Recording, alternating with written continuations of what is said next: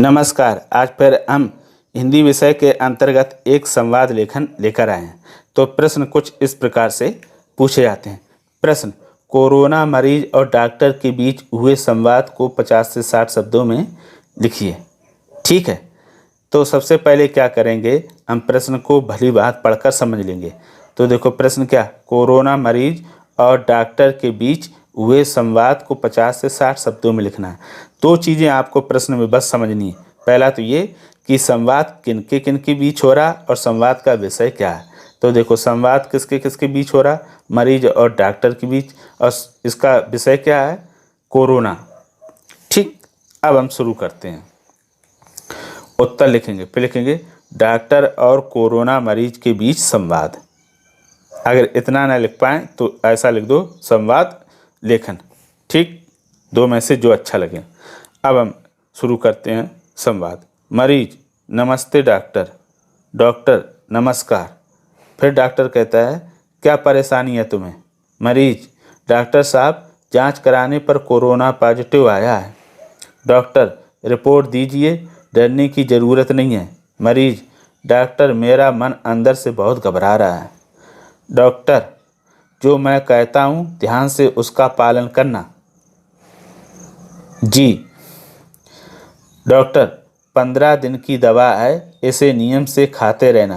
किसी से मिलते समय मास्क पहनना, दूरी बनाकर रखना। 15 दिन तक अलग कमरे में रहना। मरीज, जी डॉक्टर। डॉक्टर, 15 दिन बाद एक बार फिर दिखा लेना,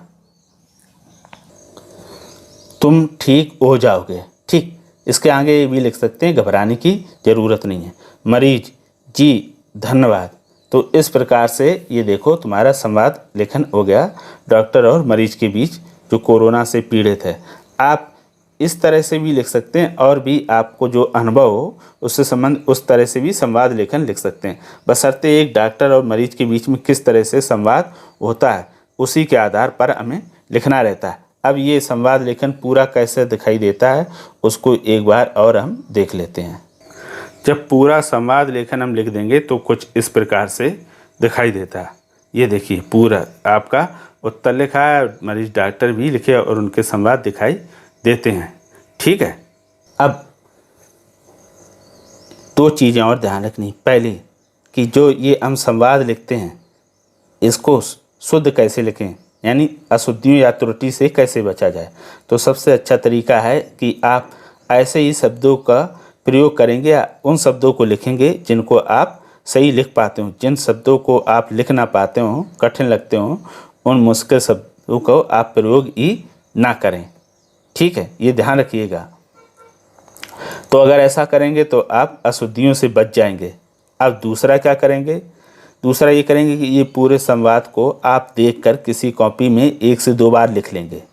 जब वो समझ में आ जाए कि अब मैं बगैर देखे लिख सकता हूँ, तब आप फिर बगैर देखे लिखें, और बगैर देखे लिखने के बाद आप फिर मिलान कर लें। तो आपको समझ में आ जाएगा कि कौन कौन सी आपसे गलतियाँ हो रही हैं और उनका सुधार कर लेंगे। ऐसा ही हम दूसरे विषयों पर या इसी विषयों पर कई बार करेंगे। तो आप 4 से 5 बार अगर करेंगे तो निश्चित तौर में आप संवाद लेखन लिखना सीख जाएंगे, गारंटी के साथ।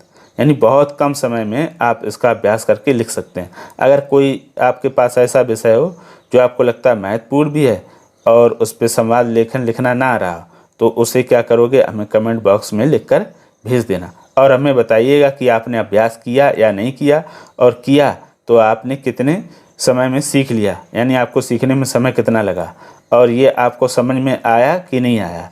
आप इसी तरह से अन्य विषयों का अभ्यास करते रहें तो निश्चित तौर पे आपको पूरे में पूरे अंक मिलेंगे। आप पूरे संवाद को बिना काट छाँट दाग धब्बा रहित लिखेंगे, किसी प्रकार की कोई ओवर राइटिंग बिल्कुल नहीं करेंगे।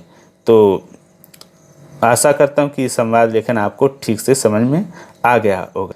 आज के लिए इतना ही, तो फिर मिलेंगे किसी नए विषय के साथ। तब तक के लिए धन्यवाद।